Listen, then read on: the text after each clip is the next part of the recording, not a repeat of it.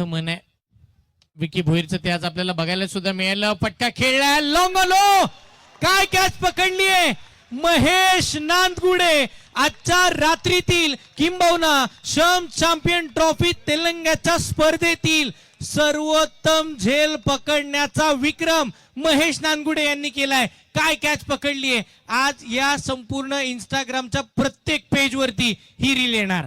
महेश नानगुडे साठी बघा, एखादा चिता मोठी झेप घ्यावा आणि अशी झेप त्यांनी घेतली आणि हवेमध्येच त्या बॉलला एका हातामध्ये गॅदर केलं. अप्रतिम दर्जाची झेल मैदानाच्या आतमध्ये पाहायला मिळाली आणि हे छोटे फॅन्स लगेच त्यांच्या भोवती गर्दी करत असताना पाहायला मिळत आहेत.